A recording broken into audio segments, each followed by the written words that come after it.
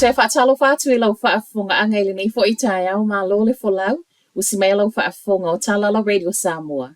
Tō mua atu I talo les whareile, wa whaamaunia mai le Sky City o lea wa whaasala tupe ia ona o le whaawa u pe ona ia solia tu la fono o lo o aia ia I le whaatautaia o ana au nanga. O tu la fono nei o le Anti-Money Laundering ma le Countering Financing of Terrorism Act lua fe maleiva, ma o le vao Februari lua fe sfun ma le valu, ma mati o le lua fe lua tolu, le e whaapea na soli ai. I lunga o le NZX ana nafi na whaailo ai le puleng o le casino o le ua whaasala ia le whaamisinonga maa ua lunga. Na te totongia le wha tesi tasi ono miliona ma e tatau na tu ina atu I le matanga luenga o le vai fafo, I totonu o le sefulu lima aso.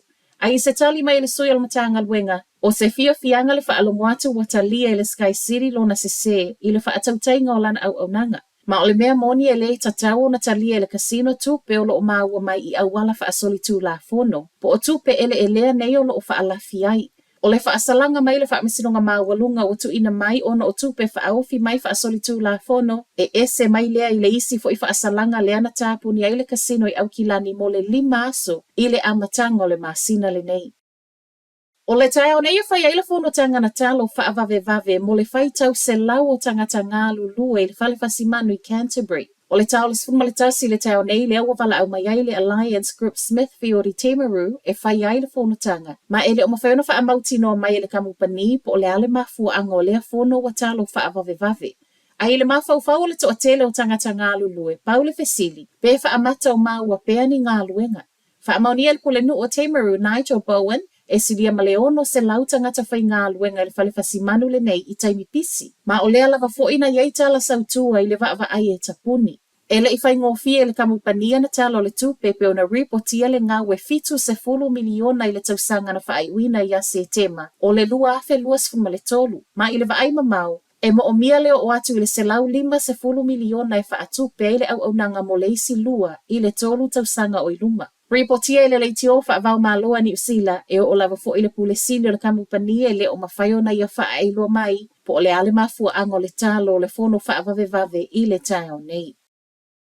Au mai tupe na whaanganga mo le aoa o ina o le ngangana Māori e whaatupe ai le aoa o ina o le mata upu matematika. Whaamauninga nei o le ministawa onga Erica Stanford ma le tala. O le emo o mia le tolu se fulu miliona e whaatau mai ei tusi whaapea le tāpena ina o le sona. Mo le tausanga whaalea o onga I lua fe luas funga le lima. O mata upu matematika o le whai lava si maua lalo lo na tūlanga I totonu a onga I New Zealand. Mai saunoanga le minister o se tu wa mo o mia le ave ia o le wha mua. Talo mai le tausanga I lua fe sfulma le iwa. E se lau miliona le ana tu ese mo whai a onga e a o awailinga ngana Māori. Peita I sauno Stanford e le o yeini wha amaoninga a mea o le manui ai whanau a onga. Ma o le ua whai ai fetu una inga e au mai le tolu se fulu miliona mai lea vai ngā tupe. E wha atupe ai puna oa o loo mo o mia mo mata upu matematika. O ni suinga I amata tatala mai ai le aso luas fumaletasi o le masina asau, le awa noa ia o ngatulanga lua e fili ai I la tau puna oa o loo mo o mia, a wale a o ina o mata upu matematika. Ua mai asainia le malienga sa o loto ai whaataua inga I le vawa New Zealand ma le United Arab Emirates. O le unwa I malienga le nei tau I whaataua inga sa o loto. A le whai ngā malo whau whaatasi o loo iai nei ma o se malienga foi ua vave lona tu whaatasia. Na o le whama sina le ana whaatala noa mau ili ai, ma o mai ai loa na nafi saini pepa. O se fia tele I pisinisi o loo whaataua I ma keti fafo pe ona whaamawina ai le tausanga tāluai. E fitu se lau miliona o loa whaatau atu a New Zealand le United Arab Emirates ma o le tele lava o loa nei e au fiai le susu o le sisi whaapea ma le pata. Ma tala whaai u, pisi fui mua na po e tau ma whai e tinea le mua na tūlai mai le uafui au kilani.